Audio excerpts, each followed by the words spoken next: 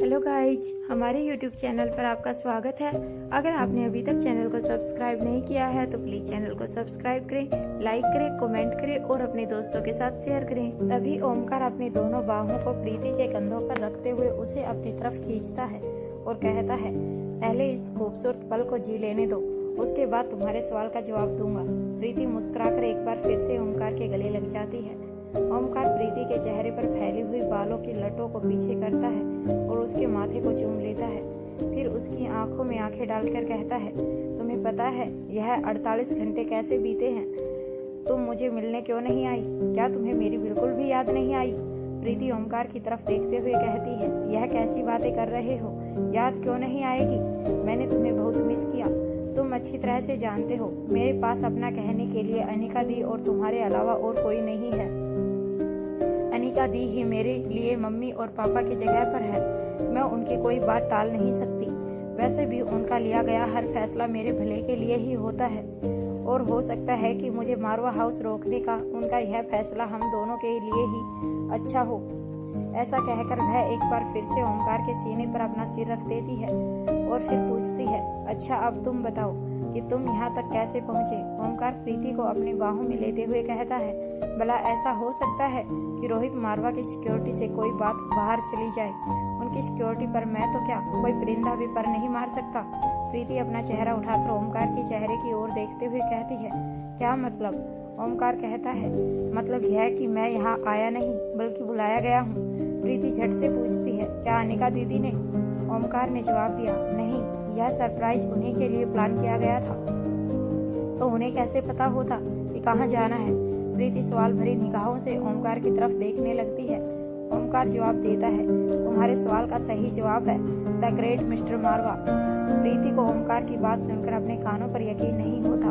तभी किसी के पास आने की आहट सुनकर प्रीति और ओमकार एक दूसरे से अलग हो जाते हैं। तभी मयूर गुलेरिया राजलक्ष्मी के साथ वहां पहुंच जाता है। तभी राजलक्ष्मी कहती है, जनाब चलकर नहीं उठकर आए हैं, सिर्फ तुम्हारे लिए। प्रीति राजलक्ष्मी की बात सुनकर शर्म से लाल हो जाती है। तभी भूमिका और कौटिल भी वहां पहुंच जाते हैं। भूमिका प्रीति की ऐसी सकपका स्थिति में देखकर ओमकार की टांग खिंचाई करते हुए कहती है, भला ऐसे उठकर आने की भी क्या अहमियत? मैंने सुना है तुमने अभी तक हमारी प्रीति को प्रपोज भी नहीं किया है। ओमकार ने अपने ख्वाब में ये कभी नहीं सोचा था कि उसके सामने इस तरह का सवाल आ खड़ा होगा। भूमिका अपनी बात को आगे बढ़ाते हुए कहती है, कहीं ऐसा तो नहीं कि किसी और के साथ भागने का विचार है, इसीलिए हमारी लड़की के साथ अभी तक बंधे नहीं हो? भूमिका की बात सुनकर ओमकार की स्थिति ऐसी थी कि कुछ बोले तो मरे, ना बोले तो भी मरे। अनिका और रोहित भी वहां पहुंच जाते हैं। रोहित ओमकार को छेड़ते हुए कहता है, यह सच ही है, मोहब्बत को अल्फाजों की कैसी जरूरत, लेकिन बिना इजहार के भी कैसी मोहब्बत। रोहित की बात सुनकर इस बार मयूर ओमकार को छेड़ते हुए कहता है, क्या इस तरह गुलेरिया खानदान का नाम रोशन करोगे? गुलेरिया खानदान में मोहब्बत की मिसालें हैं हम सबके आदर्श करण गुलेरिया। अंकल को ही ले लो, पूरी जिंदगी अकेले निकाल दी लेकिन किसी और को अपनी जिंदगी में आने नहीं दिया। अगर जिंदगी में मोहब्बत का साथ नहीं तो जिंदगी किसी और के नाम भी नहीं। तुम्हें खुद पर भरोसा नहीं है या अपनी मोहब्बत पर, जो तुमने उस लड़की को अभी तक प्रपोज नहीं किया जिसके बिना तुम्हें 24 घंटे भर बिताने मुश्किल हो जाते हैं। मयूर के मुंह से अंतिम वाक्य को सुनकर ओमकार हैरान रह जाता है। उसका सर घूमने लगता है और उसे यह बात समझ आ जाती है कि वह भी हर वक्त सिक्योरिटी के घेरे में रहने लगा था। परिवार के बाकी लोगों की तरह ओमकार के भी हर पल की खबर मयूर गुलेरिया के पास है। तभी भूमिका कहती है, प्रीति एक इंडिपेंडेंस आत्मनिर्भर लड़की है और तुम अभी स्ट्रगल फेस संघर्ष के पड़ाव में हो। कहीं ऐसा तो नहीं कि तुम्हें डर है कि प्रीति तुम्हारे प्रपोजल को रिजेक्ट कर देगी? तभी प्रीति तपाक से जवाब देती है, मैं ऐसा क्यों करूंगी? ओमकार एक बहुत अच्छा लड़का है जो बेजुबान जानवरों का इतना ध्यान रखता है, वह मेरा कितना ख्याल रखेगा? प्रीति की बात सुनकर सभी हंसने लगते हैं। अब तक ओमकार के चेहरे पर भी शर्मिंदगी की जगह मुस्कुराहट ने ले ली थी। ओमकार कहता है, आप सभी बड़ों की इजाजत से शुभ काम में देरी कैसी? मैं बहुत दिनों से इसे साथ लेकर घूम रहा था पर मैं समझ नहीं पा रहा था कि क्या कहूँ और कैसे कहूँ। साथ में यह भी सोच रहा था कि ना जाने सही वक्त कब आएगा जब मैं अपने मन की बात कह सकूंगा। अब लगता है कि वह वक्त आ गया है। ऐसा कहकर ओमकार अपनी जेब से एक छोटा सा बॉक्स निकालता है और अपने दोनों घुटनों के बैठकर उस डिब्बी को खोलकर प्रीति की तरफ आगे कर देता है। उसमें एक खूबसूरत अंगूठी थी। ओमकार कहता है, प्रीति, क्या तुम इसे एक अंगूठी नहीं बल्कि मेरा दिल समझकर अपनाओगी? क्या तुम अपनी पूरी जिंदगी के लिए मुझे अपने साथ रखोगी? प्लीज। ओमकार के शब्दों के समर्पण को देखकर मयूर गुलेरिया का सीना गर्व से चौड़ा हो जाता है। वहीं अनिका को भी अपने भाई पर प्राउड फील होता है और साथ ही यकीन भी कि वह प्रीति को हमेशा खुश रखेगा। अनिका का प्रीति के साथ खून का कोई भी रिश्ता नहीं था, लेकिन प्रीति के माता पिता से अनिका को जो प्यार मिला था उसकी वजह से वह प्रीति को अपनी छोटी बहन की तरह मानती थी।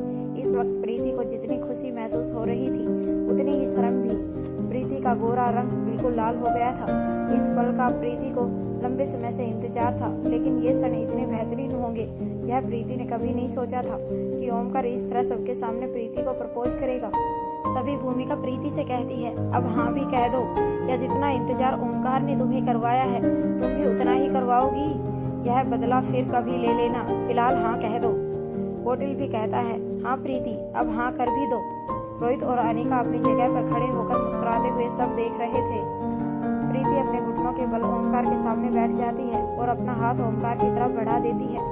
ओमकार प्यार से वह अंगूठी प्रीति की उंगली में पहना देता है। सभी लोग तालियां बजाकर खुश हो जाते हैं। ओमकार और प्रीति दोनों खड़े हो जाते हैं। उसके बाद ओमकार रोहित मारवा से कहता है, थैंक यू जीजू, यह सब सिर्फ आपकी वजह से हो पाया। रोहित मुस्कुराकर ओमकार के कंधे पर अपना हाथ रख देता है। उसके बाद चिराग मेहता की तरफ मुड़कर कहता है, चिराग देखो, यहाँ सब कपल हैं और तुम अकेले। आज हम किसी बिजनेस ट्रिप पर नहीं आए हैं, तो तुम्हारे लिए कोई काम भी नहीं है। चिराग मेहता कहता है, जी सर, अगर आप कहते हैं तो मैं वापस लौट जाता हूँ। रोहित मुस्कुराकर जवाब देता है, लौट जाना? हम सभी लौटने के लिए ही आए हैं, लेकिन पहले कुछ अच्छे पल अपनी प्यारी पत्नी के साथ बिताओ। चिराग चौंक कर रोहित मारवा की तरफ देखता है। रोहित मारवा अपना हाथ सामने की तरफ कर देता है। जब चिराग मुड़कर देखता है तो सामने अपनी पत्नी ज्योत्सना को खड़ा पाता है। रोहित के कहने पर मयूर ज्योत्सना को एयरवेज से अपने साथ लेकर आया था, क्योंकि राजलक्ष्मी की ही तरह ज्योत्सना की भी हालत रोडवे से ट्रैवल करने की नहीं थी। अपनी आंखों के सामने ज्योत्सना को देखकर चिराग के चेहरे पर हंसी आ जाती है और वह मुड़कर रोहित को कहता है, thank you sir, thank you very much. Rohit Marwa Chirag Mehta को जवाब देता है, तुम मेरी हर चीज का ध्यान रखते हो, तो क्या मैं तुम्हारे लिए इतना नहीं कर सकता? चिराग एक बार फिर से थैंक यू सर कहकर ज्योत्सना की तरफ मुड़ जाता है। फिर ज्योत्सना के दोनों हाथों को अपने हाथों में लेकर कहता है, मैं तुम्हें बता नहीं सकता, तुम्हें अपनी आंखों के सामने देखकर मुझे इस वक्त कितना अच्छा लग रहा है। मैं तो तुम्हें बहुत मिस कर रहा था। चिराग की बात सुनकर सभी लोग एक बार फिर से एक दूसरे की तरफ देखकर मुस्कुराने लगते हैं। उसके बाद रोहित कहता है, हम लोग पहले डिनर कर लेते हैं, उसके बाद सभी का अपना पर्सनल टाइम अपने पार्टनर के साथ होगा। जब सभी डिनर के लिए जा रहे थे तभी ओमकार और प्रीति एक दूसरे का हाथ पकड़कर धीमे धीमे कदमों से चलते हुए सबसे पीछे हो गए। ओमकार प्रीति से कहता है, यह वेस्टर्न ड्रेस तुम पर बहुत अच्छी लग रही है। प्रीति जवाब देती है, आई एम सॉरी, मुझे यह ड्रेस पहनने के लिए भूमिका दी ने मजबूर किया, वरना मैं यह ड्रेस कभी नहीं पहनती। ओमकार कहता है, अरे नहीं, ऐसा मत कहो, सच में यह तुम पर बहुत अच्छी लग रही है। तुम आज की मॉडर्न लड़की हो। मैं तो यही कहूँगा कि तुम्हें कभी कभी वेस्टर्न ट्राई करते रहना चाहिए। प्रीति मुस्कुराकर अपना चेहरा नीचे कर लेती है। उसके बाद सभी साथ में बैठकर हंसी मजाक करते हुए डिनर एंजॉय करते हैं। जब सभी उठकर चलने लगते हैं तभी मयूर अनिका से कहता है, मुझे तुमसे कुछ जरूरी बात करनी है। अनिका मयूर के साथ एक तरफ जाकर बात करने लगती है। अनिका कहती है, बताओ क्या जरूरी बात है। मयूर कहता है, मैं जो कहने जा रहा हूँ अभी उसके पुख्ता सबूत मेरे पास नहीं है, लेकिन मुझे पूरा यकीन है कि कुछ ना कुछ गड़बड़ जरूर है। अनिका मयूर की तरफ देखती रहती है। कुछ रुककर मयूर कहता है, मैं खुद नहीं समझ पा रहा हूँ कि तुम्हें कैसे समझाऊं। अनिका कहती है, इसमें इतना सोचना क्या है, तुम्हें जो लग रहा है वह बोल दो, उसके बाद तय कर लेंगे कि क्या सही है और क्या समझने लायक है।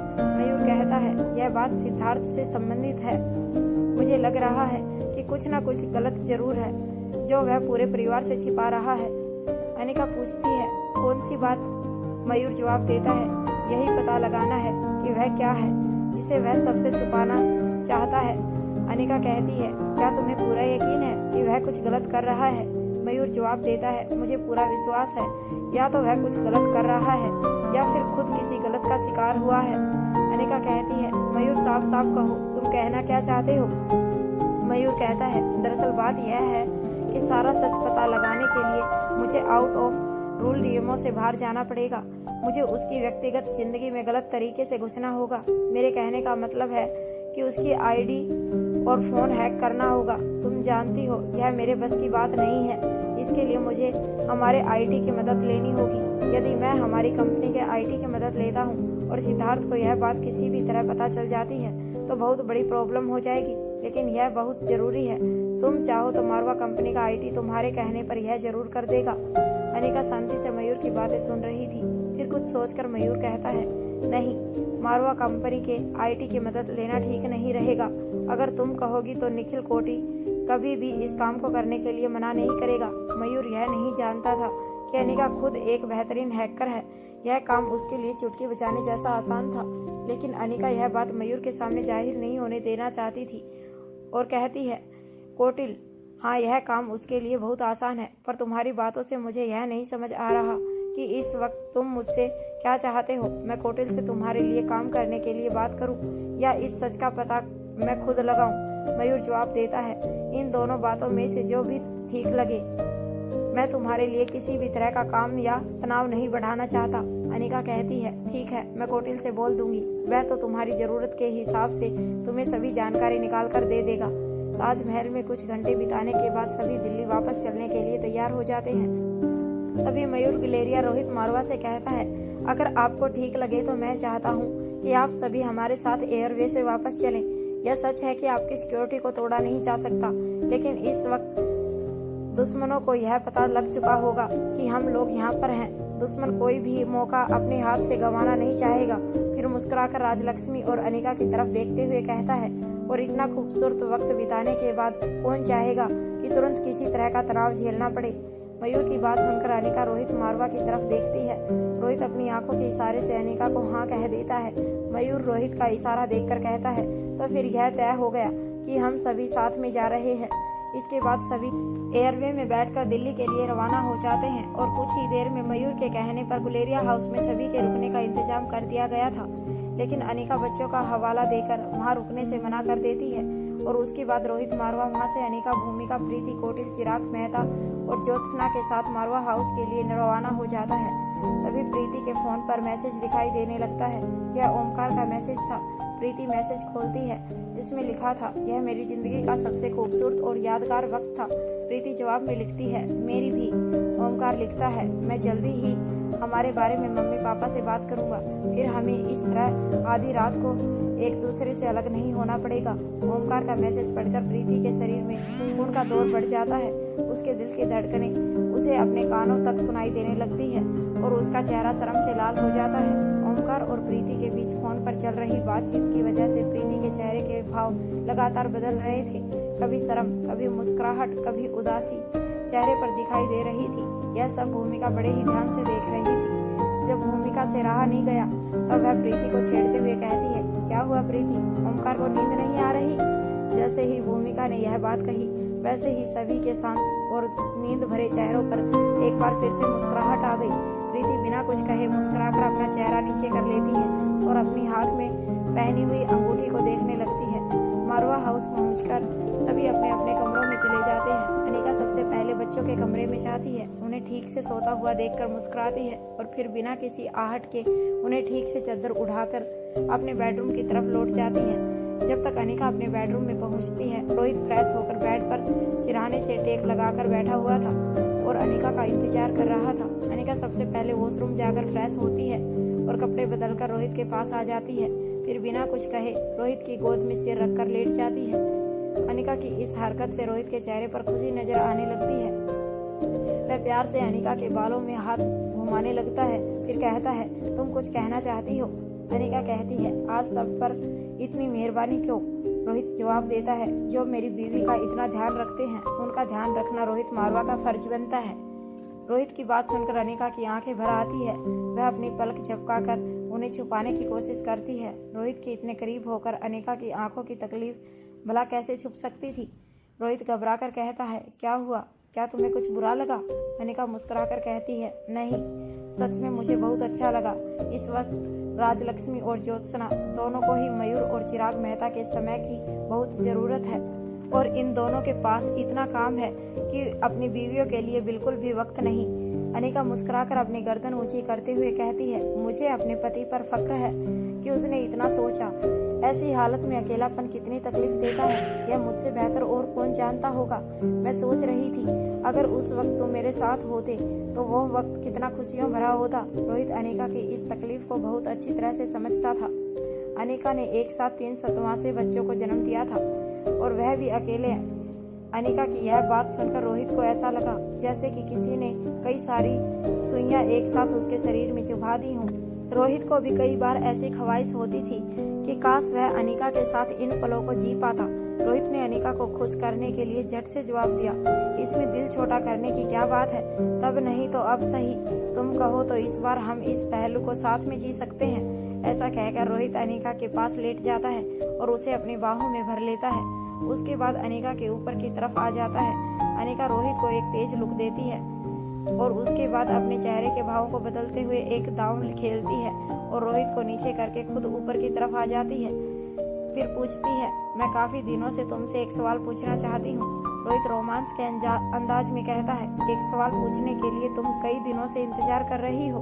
मेरा सारा वक्त तुम्हारा है, तुम जब चाहो जो चाहो पूछ सकती हो। चलो कोई बात नहीं, अब और देर मत करो, कहो मुझे क्या बताना है। तभी अनिका के बंधे हुए बाल खुलकर रोहित के चेहरे पर आ जाते हैं। अनिका के लंबे घने बाल रोहित की गर्दन में छुपकर गुदगुदी करते हैं। अनिका अपने बालों को हटाते हुए एक तरफ हो जाती है और रोहित अपनी गर्दन को सहलाते हुए अनिका के सिर को अपने कंधे पर रखकर बेड के सिरहाने का सहारा लेकर बैठ जाता है।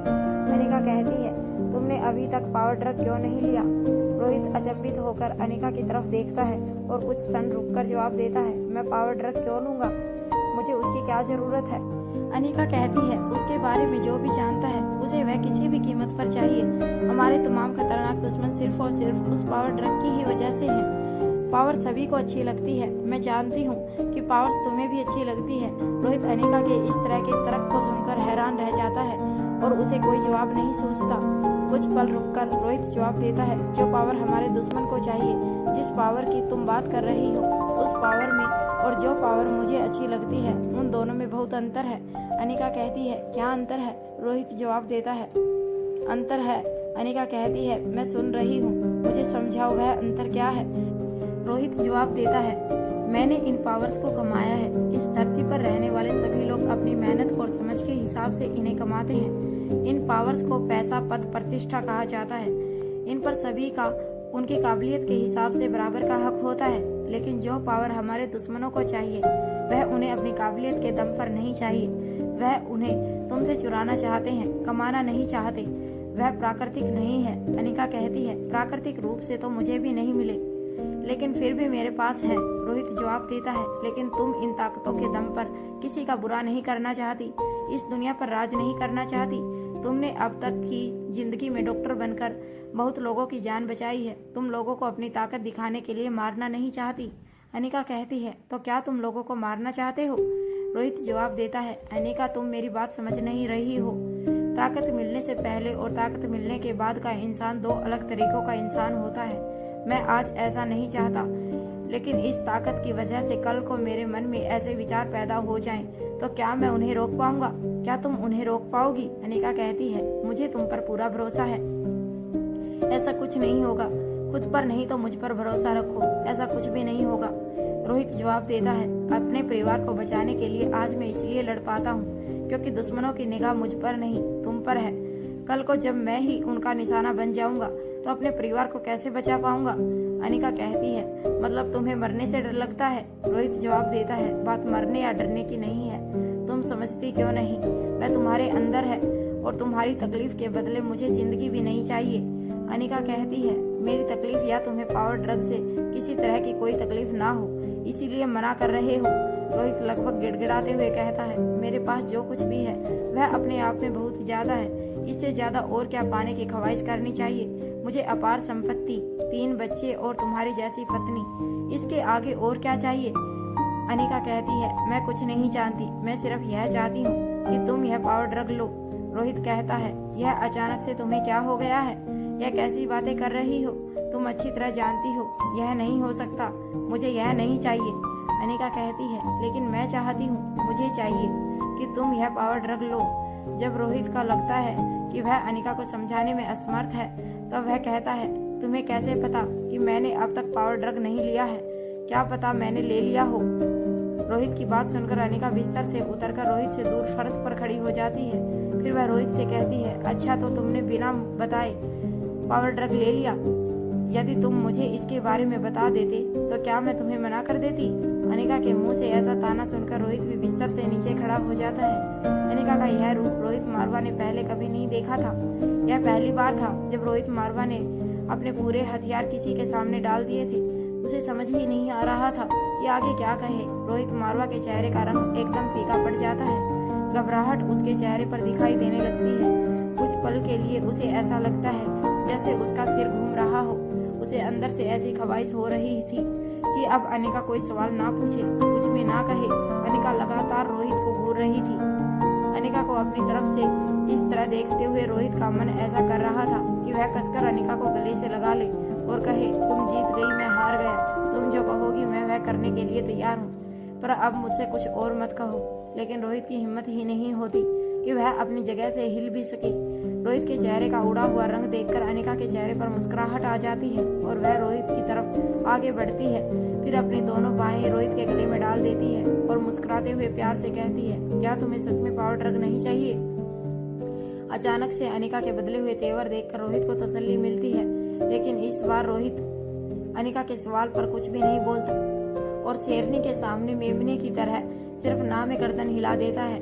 अनिका एक बार फिर से बड़े ही प्यार से पूछती है, क्या तुम्हें कभी ऐसा नहीं लगता कि मुझे हमेशा अनिका से आगे रहना चाहिए? उसका पति होने के नाते मुझे हमेशा उसे हर चीज से बेहतर होना चाहिए। रोहित धीमी आवाज में जवाब देता है, प्यार में प्रतियोगिता नहीं होती। मैं अपने आप में बेहतर हूँ, इतना पर्याप्त है। मैं अपने परिवार की सुरक्षा कर सकता हूँ। मेरे लिए बस इतनी ताकत ही काफ़ी है। मैं अपने परिवार की हर जरूरत और ख्वाहिश पूरी कर सकता हूँ। इतनी दौलत हमारे लिए बहुत है। बड़ी से बड़ी हस्ती मेरा समय पाने के लिए इंतजार करती है। इससे और बड़े ओहदे की जरूरत नहीं है। इससे भी खास बात यह है कि अगर मेरे पास यह सब ना भी हो तब भी मैं अपने परिवार को अच्छी तरह संभाल सकता हूँ। इतनी काबिलियत मेरे लिए काफ़ी है। अनिका कहती है, क्या तुम्हें कभी यह ख्याल नहीं आता कि मेरे ज़्यादा बेहतर होने पर समाज में तुम्हारी प्रतिष्ठा मुझसे कम नहीं हो जाएगी? रोहित मारवा कहता है, नहीं, मुझे ऐसा नहीं लगता। तुम्हारा मान सम्मान और मेरी प्रतिष्ठा अलग अलग नहीं है। तभी अनिका कुछ बोलने की कोशिश करती है कि इतने में रोहित अनिका के होठों पर अपना हाथ रख देता है और कहता है, पत्नी से जीतना किसी के बस की बात नहीं। मुझे माफ कर दो। अंत में वही होगा जो तुम चाहोगी। लेकिन फिर भी मैं तुम्हें बता दूं कि मुझे पावर ड्रग की कोई ख्वाहिश नहीं। मुझे तुम पर नाज है। मुझे कभी भी तुमसे बेहतर नहीं होना। अगर मुझे कुछ होना है तो वह है तुम्हारे सबसे करीब। मुझे कुछ भी तुमसे ज्यादा नहीं चाहिए। मुझे चाहिए तो सिर्फ तुम्हारा साथ, प्यार और विश्वास। और एक बात मैं तुम्हें याद दिला दूं, जंगल में शेर अपनी मान में रहकर बच्चों की देखभाल करता है और शिकार करने के लिए शेरनी जाती है। वह अपने बच्चों की जरूरतें पूरी करती है। तो क्या इससे शेर की प्रतिष्ठा या पद पर कोई फर्क पड़ता है? यह सिर्फ लोगों की नजर और नजरिए का फर्क है। लेकिन मेरी तो आंखें ही तुम हो। रोहित की बात सुनकर अनिका उसे प्यार से बेड पर बिठा देती है और अपनी जगह पर खड़े रहते हुए रोहित के चेहरे को प्यार से अपने हाथों में लेते हुए उसके माथे को चूम लेती है। फिर उसके सिर को अपने सीने पर रखते हुए बाहों में भर लेती है और काफी देर तक आंखें बंद करके यूं ही खड़ी रहती है। रोहित अपने दोनों हाथों को ऊपर करके अनिका को अपनी बाहों में कस लेता है। रोहित का दिल इस वक्त फूट फूट कर रोना चाहता था, लेकिन वह अपनी भावनाओं पर नियंत्रण रखता है। लेकिन अनिका की आंखों से आंसू चूप पड़ते हैं। यह आंसू खुशी और गर्व के थे। खुशी इसलिए क्योंकि उसका प्यार रोहित एक अग्नि परीक्षा में जीत गया था, और गर्व इसलिए क्योंकि रोहित जैसा इंसान उसका प्यार और पति दोनों था। अनिका सिर्फ रोहित के प्यार की परीक्षा ले रही थी। वह रोहित को अच्छी तरह जानती थी, लेकिन फिर भी अपनी माँ के कहने पर अनिका ने एक बार फिर से रोहित को प्यार की परीक्षा देने के लिए मजबूर किया।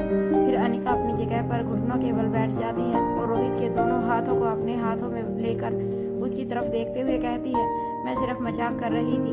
जो तुम नहीं चाहते वह तुम्हें कभी नहीं करना पड़ेगा। लेकिन अभी अभी मेरे मन में एक सवाल पैदा हुआ है, अगर कहो तो पूछ लूं। रोहित मुस्कुराकर कहता है, अब तुम्हारे सवाल से मुझे डर लग रहा है, लेकिन तुम पूछ लो, क्योंकि डर के आगे जीत है। अगर आज नहीं पूछोगी तो वह सवाल कल सामने खड़ा होगा। अनिका के चेहरे पर रोहित की बात सुनकर बड़ी सी हंसी दिखाई देने लगती है और वह पूछती है, हमारे दुश्मन की असली ताकत की पूरी जानकारी अभी तक हमारे पास नहीं है। अगर उसकी ताकत हम दोनों की मौजूदा ताकत से कई गुना ज्यादा हुई तब तुम क्या करोगे? रोहित कहता है, तुम्हें उसकी चिंता करने की कोई जरूरत नहीं है, यह सब मैं खुद देख लूंगा। मेरे रहते मेरे परिवार का कोई बाल भी बाका नहीं कर सकता। वह लोग तुम्हें तकलीफ सिर्फ इसलिए पहुंचा सके क्योंकि हमें उनके होने का आभास तक नहीं था। मैं इस मामले से सिर्फ तभी तक दूर हूँ जब तक तुम नहीं चाहती कि मैं इसमें किसी भी तरह का हस्तक्षेप करूँ। जब तुम्हें सही लगे तब बस एक बार कह देना कि कब उनका नामो निशान इस धरती से मिटाना है। उनका पूरा साम्राज्य खत्म करके ही तुम्हारे पास वापस लौटूंगा। अनिका पूछती है, तुम्हें पावर ड्रग लेने से ऐतराज क्यों है? रोहित जवाब देता है, इसी पावर ड्रग की वजह से तुम्हें अपनी माँ से हमेशा दूर रहना पड़ा। उन्होंने अपना पूरा जीवन अपने प्यार के साथ के बिना ही बिता दिया। अपने प्यार से दूर होने की तकलीफ मैं चंद दिनों में ही समझ गया हूँ। उनके त्याग और तुम्हारी तकलीफों को मैं सिर्फ पावर ड्रग जैसी चीज के लिए जाया नहीं कर सकता। रोहित अनिका के चेहरे को अपने हाथों में लेते हुए कहता है, यह सच है कि हमें प्रयास करना चाहिए और हम पूरी जिंदगी इसी मेहनत से बहुत कुछ इकट्ठा करते हैं, लेकिन एक दूसरा सच यह भी है कि लालच को जितना चाहे उतना बढ़ाया जा सकता है, उसके अंत की कोई सीमा नहीं। लालच और असंतोष का इलाज सिर्फ त्याग और धैर्य ही है। संतोष से हर सुख हासिल किया जा सकता है क्योंकि सुख कोई बाहरी चीज नहीं, उसका स्रोत हमारा अपना अंतर्मन ही है। अनिका रोहित को छेड़ने के अंदाज में कहती है, तुम प्रेमी होने के साथ साथ दार्शनिक भी हो गए हो, यह मुझे अभी अभी पता चला। अनिका अपनी जगह से खड़ी हो जाती है, तभी रोहित उसका हाथ पकड़कर अपने पास बैठने का इशारा करता है। अनिका रोहित के पास बैठ जाती है। इस समय अनिका के चेहरे पर सुकून और खुशी दोनों ही दिखाई दे रहे थे। अनिका के सवालों की वजह से रोहित के अंदर अभी जो तूफान उठकर शांत हुआ था, उसकी वजह से रोहित का मन एकदम शांत था और चेहरा भी। अनिका ने जब रोहित के चेहरे पर ऐसी खामोशी देखी जो कि उदासी के बहुत करीब थी, तो मुस्कुराकर रोहित का मूड ठीक करने के लिए कहती है, आज की रात मेरी जिंदगी के सबसे खूबसूरत रातों में से एक है। रोहित पूछता है, वह कैसे? अनिका जवाब देती है, तुम्हारे खूबसूरत सरप्राइज। इसकी वजह से फिर से रोहित को छेड़ते हुए पूछती है, अब तुम बताओ, इस वक्त तुम्हारे चेहरे पर यह खामोशी क्यों? रोहित अनिका के मन की बात को समझते हुए मुस्कुराकर जवाब देता है, तुम मेरी तकलीफों की वजह कभी नहीं समझ सकती। मेरी जिंदगी की खुशी और सारी खुशियों की वजह सिर्फ तुम हो। अनिका कहती है, ठीक है, एक सरप्राइज तुमने मुझे दिया, अब एक सरप्राइज मैं तुम्हें दूंगी। हैरानी से रोहित के चेहरे पर मुस्कुराहट आ जाती है और वह कहता है, क्या यह भी हो सकता है? अनिका रोहित की बात सुनकर उसे एग्रेसिव लुक देती है। रोहित अपनी बात को बदलते हुए कहता है, नहीं, मेरे कहने का मतलब था कि अनिका कब से सरप्राइज प्लान करने लगी। अनिका मुस्कुराती है और कहती है, जरा सोच समझकर खुश होइए मिस्टर मारवा, क्योंकि मेरा सरप्राइज शॉकिंग भी हो सकता है। फिलहाल सुबह होने ही वाली है, इससे पहले कि सब उठ जाएं, अब हमें सो जाना चाहिए। अनिका की बात सुनकर रोहित ठीक है कहकर बेड पर लेट जाता है। अनिका रोहित के हाथ पर अपना सिर रखकर उसके करीब लेट जाती है और फिर कहती है, एक आखिरी सवाल। रोहित आंखें बंद किए हुए जवाब देता है, क्या अभी भी बचा है? अनिका कहती है, अब पूछूं या नहीं? रोहित अपनी आंखें खोलता है और कहता है, पूछो। अनिका कहती है, क्या तुमने सनी के ठीक होने के बारे में सोचा है? रोहित जवाब देता है, सभी जानते हैं, तुम्हारे अलावा उसे कोई ठीक नहीं कर सकता। मेरे कुछ सोचने से कुछ नहीं होगा, जब तुम चाहोगी तब वह ठीक हो जाएगा।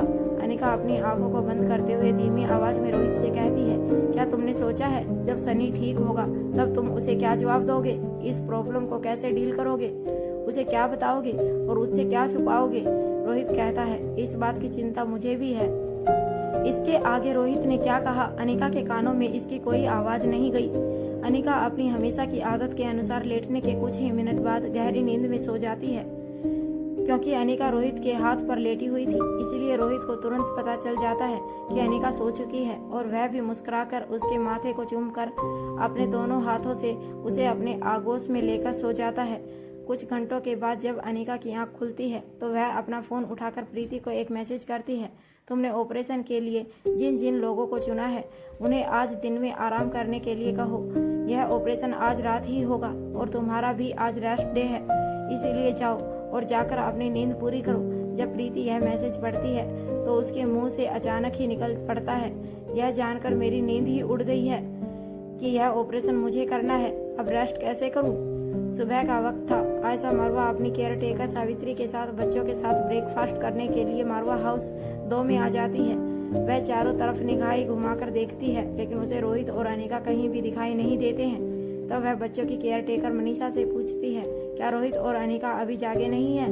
मनीषा जवाब देती है, मैडम सुबह 6 बजे तक उनके कमरे की लाइट जली हुई थी। मुझे लगता है कि मैडम और सर सुबह तक जागे हुए थे।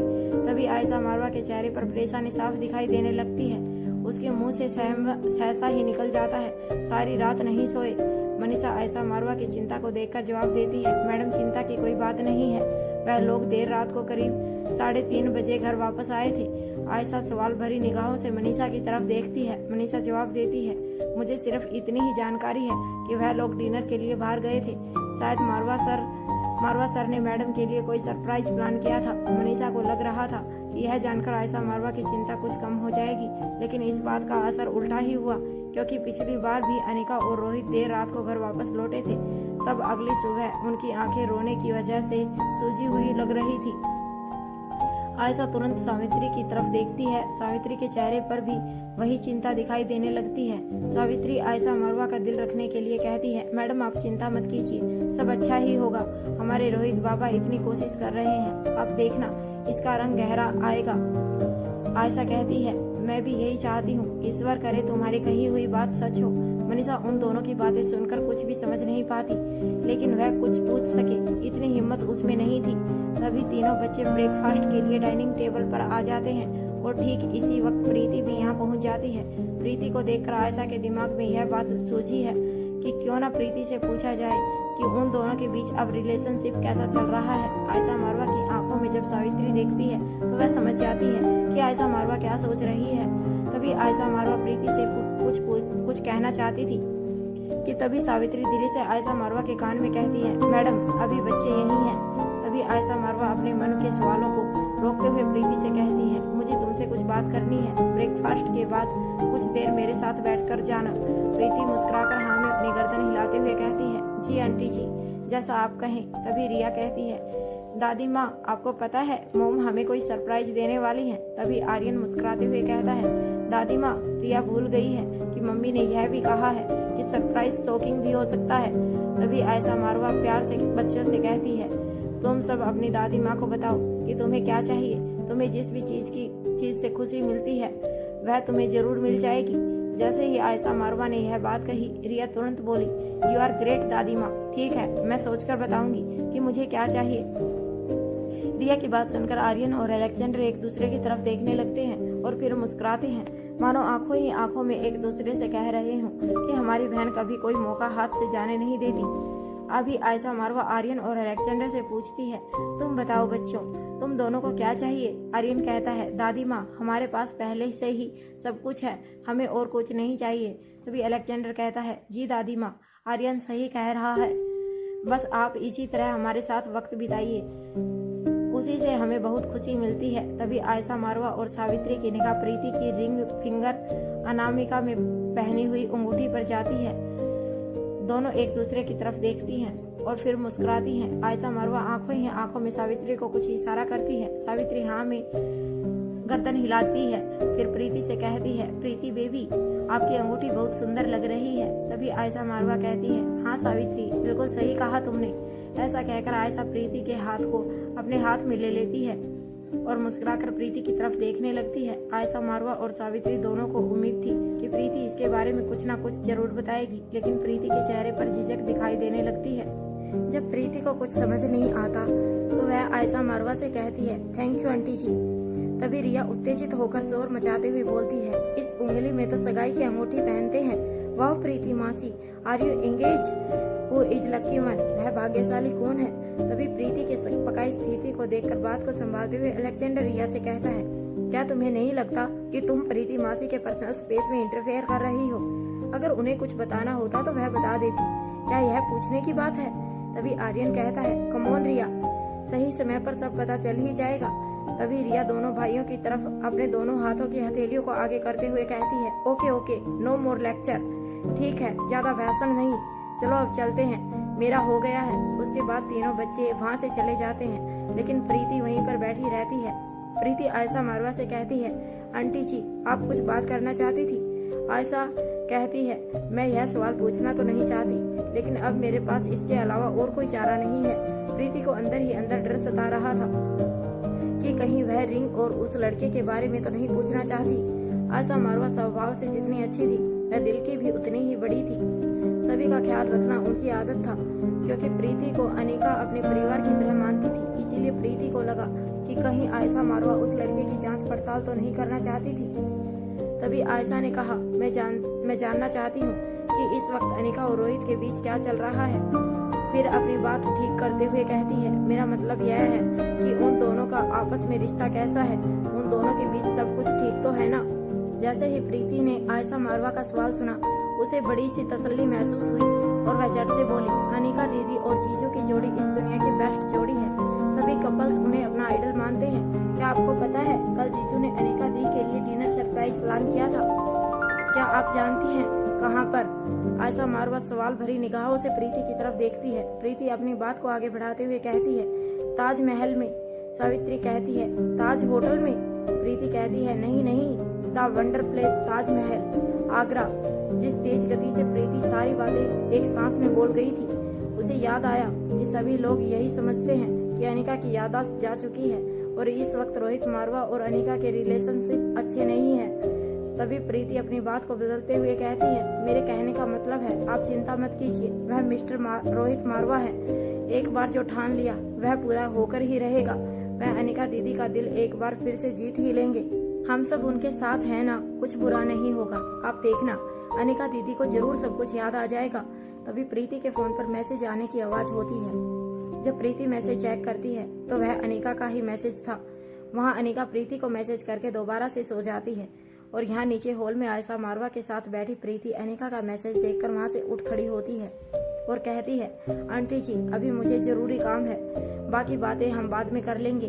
उसके बाद जब वह मैसेज खोलती है तो उसमें उसे आज रात सनी के ऑपरेशन की तैयारियां और दिन में रेस्ट करने के इंस्ट्रक्शन दिए गए थे।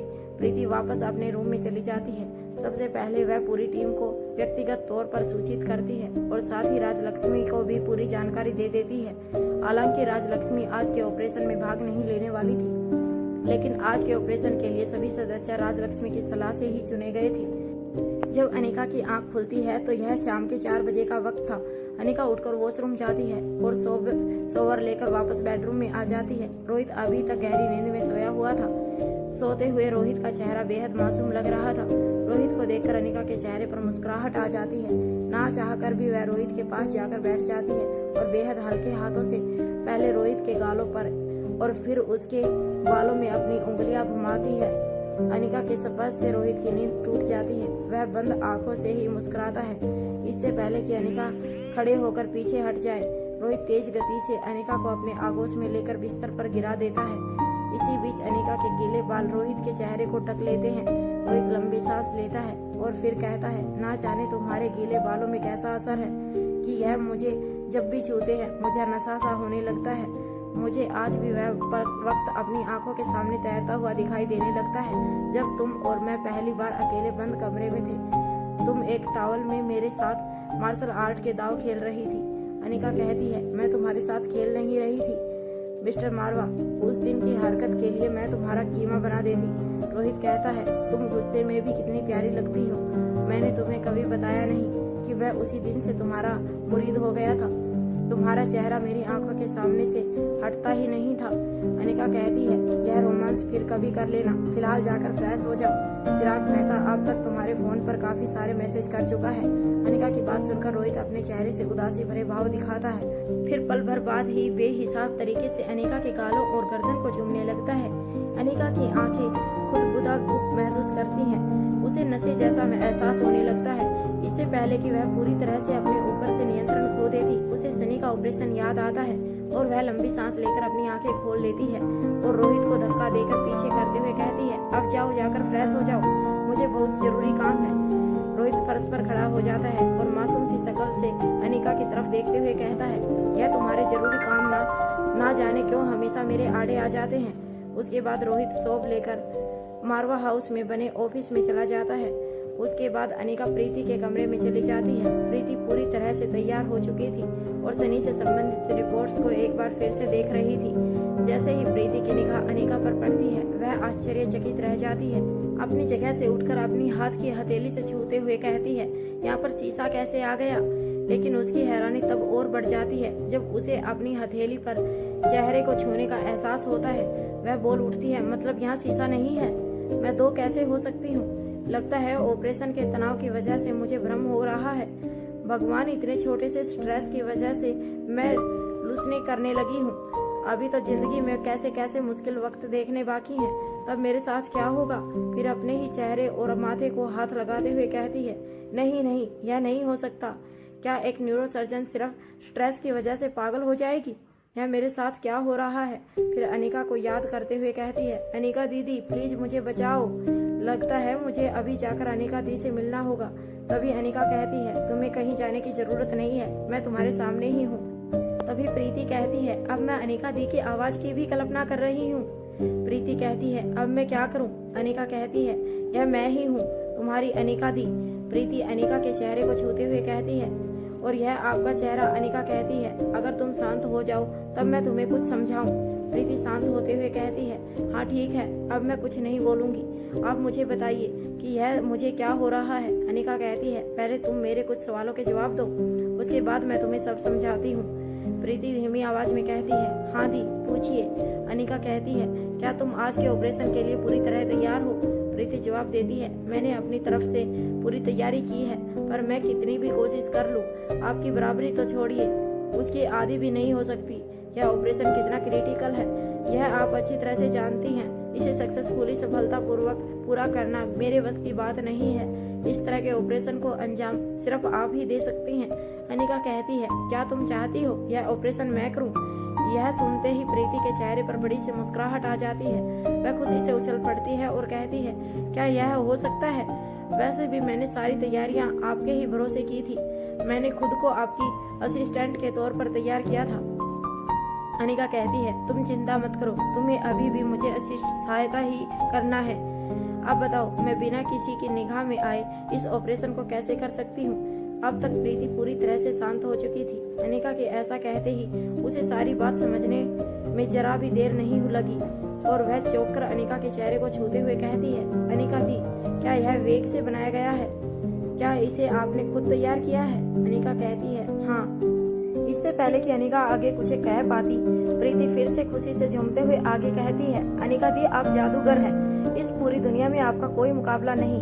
यह मास्क तो बिल्कुल हूबहू मेरे चेहरे जैसा है। मैं खुद नहीं पहचान सकी तो कोई और आपको कैसे पहचान सकेगा? मैं आपको बता नहीं सकती कि इस वक्त मैं कितनी खुश हूँ। मेरे सिर से कितना बड़ा बोझ उतर गया। इस पर अनिका कहती है, बड़े बुजुर्ग का कहना है, हर शेर पर सवा शेर है। ईश्वर की कायनात में जरूर मुझसे बेहतर भी कोई ना कोई है, बस जब तक हम उससे मिले नहीं तब तक हमें यकीन नहीं। फिर प्रीति कहती है, पर अनिका दी, आपने यह चेहरे का इंतजाम तो बहुत बढ़िया किया है, लेकिन आवाज का क्या करेंगे? अनिका कहती है, इतने कम वक्त में वोकल सिस्टम स्वर प्रणाली का इंतजाम नहीं किया जा सकता। जो किया जा सकता था वह मैंने कर दिया। अब बाकी सब तुम्हें खुद संभालना होगा। प्रीति कहती है, दीदी मेरी सांसें अटक रही हैं, मुझे साफ साफ बताइए कि मुझे क्या करना है? अनिका कहती है, तुम और मैं दोनों ही ब्लैक मास्क लगाकर अपना चेहरा ढककर रखेंगे। अगर इस अपनी तरफ हाथ करते हुए प्रीति से कोई भी कुछ पूछेगा तो मैं सिर्फ उसकी तरफ देखूंगी। प्रीति बात को पूरा करते हुए कहती है, और उसका जवाब असली प्रीति यानी कि मुझे देना होगा। अनिका कहती है, वेरी स्मार्ट। प्रीति मुस्कुरा कर कहती है, यह काम थोड़ा मुश्किल है पर मैं संभाल लूंगी। अकेले ऑपरेशन करने के मुकाबले मुझे यह करना मंजूर है। मेरी तरफ से कोई गलती नहीं होगी। मैडम, अनिका कहती है, अब और देर करना ठीक नहीं होगा। जल्दी से मास्क और दुपट्टे से अपना फेस कवर करो। प्रीति अपना चेहरा ढकते हुए कहती है, अनिका दी, और आपकी हाइट कद का क्या करेंगे? अनिका कहती है, इसके लिए परेशान होने की जरूरत नहीं है। तुम हमेशा हाई हील पहनती हो, उन्हें पहनकर मेरी लंबाई के बराबर की हो जाओगी। इसके बाद अनिका अपनी गाड़ी को खुद चलाकर प्रीति को साथ लेकर अस्पताल के लिए निकल जाती है। प्रीति गाड़ी में बैठकर सारे रास्ते यही सोचती रहती है कि अस्पताल जाकर वह किस तरह बिना पहचान में आए सारी व्यवस्थाएं करेगी। हालांकि वह अपने स्टाफ को फोन पर पहले ही सभी निर्देश दे चुकी थी। फिर भी वह किसी तरह की भूल नहीं करना चाहती थी, इसीलिए उसके दिमाग में बारी बारी सभी चीजें घूम रही थी। कुछ ही देर में वह दोनों अस्पताल पहुंच जाती हैं। प्रीति के दिए गए निर्देशों के अनुसार पूरी टीम पहले से ही सनी को लेकर ऑपरेशन थिएटर में मौजूद थी। प्रीति और अनिका भी खुद को सैनिटाइजर करके वहां पहुंच जाते हैं। पहुंचने के बाद प्रीति के बेस में अनिका अपने दोनों हाथों को फोल्ड करके शांति से खड़े होकर सनी के सभी बॉडी रिस्पॉन्स को ऑब्जर्व करती है। उसकी pulse rate, heart beat, blood pressure आदि सभी को मॉनिटर करने के बाद सनी से संबंधित सभी ताजा रिपोर्ट्स को एक बार देख लेती है। फिर प्रीति की तरफ देखकर इशारा करती है और अपना मास्क ऊपर कर लेती है। उसके बाद अनिका अपनी टीम के सभी सदस्यों की तरफ अपना चेहरा करके खड़ी हो जाती है और सिर्फ बोलने की एक्टिंग करती है। तभी उसके पास में खड़ी प्रीति अनिका की तरफ चेहरा किए हुए कहती है, आप सभी के पास 5 मिनट हैं, उसके बाद हम ऑपरेशन शुरू करेंगे। वैसे तो हम इस केस पर डिटेल में बात कर चुके हैं, लेकिन फिर भी अगर किसी के मन में कोई भी सवाल है तो वह भी पूछ सकता है। तभी ऑपरेशन थिएटर में राजलक्ष्मी पहुंच जाती है और कहती है, डॉक्टर प्रीति, मुझे उम्मीद है कि ऑपरेशन की तैयारियों में कोई कमी नहीं रही होगी। आपने सभी तैयारियों को चेक कर लिया होगा। अनिका अपना मास्क लगाए हुए चेहरा राजलक्ष्मी की तरफ कर लेती है और प्रीति अपना चेहरा नीचे करके जवाब देती है, doctor thank you so much, it's a great help doctor, आपका बहुत धन्यवाद, आपने हमारी मदद की है। राजलक्ष्मी मुस्कुराते हुए जवाब देती है, फॉर्मेलिटी की जरूरत नहीं है, मुझे श्रेया मैडम को थेरेपी के लिए एक बार गुलेरिया हाउस जाकर तुरंत बाद में वापस लौट आऊंगी। मैं इस ऑपरेशन में भाग नहीं ले रही हूँ, लेकिन इसका मतलब यह नहीं कि मैं अपनी जिम्मेदारी से मुंह मोड़ लूंगी। वैसे भी यह अनिका मैडम के परिवार का मामला है। आज रात में हर वक्त यहीं मौजूद रहूंगी। वैसे तो मैं जानती हूँ कि तुम्हें मेरी जरूरत नहीं पड़ेगी, लेकिन अगर तुम्हें किसी भी पल ऐसा लगे कि मेरी किसी भी तरह की जरूरत है तो बिना किसी झिझक के तुरंत बुला लेना। अनिका अपना मास्क नीचे करते हुए और मुस्कुराकर हाँ में अपनी गर्दन हिला देती है, ताकि राजलक्ष्मी को पक्का यकीन हो जाए कि उसके सामने प्रीति ही खड़ी है। राजलक्ष्मी मुड़कर जाने लगती है, तभी कुछ सोचकर रुक जाती है। राजलक्ष्मी के रुके हुए कदमों के साथ असली प्रीति की सांसें भी यह सोचकर रुक जाती हैं कि ना जाने अब क्या होगा।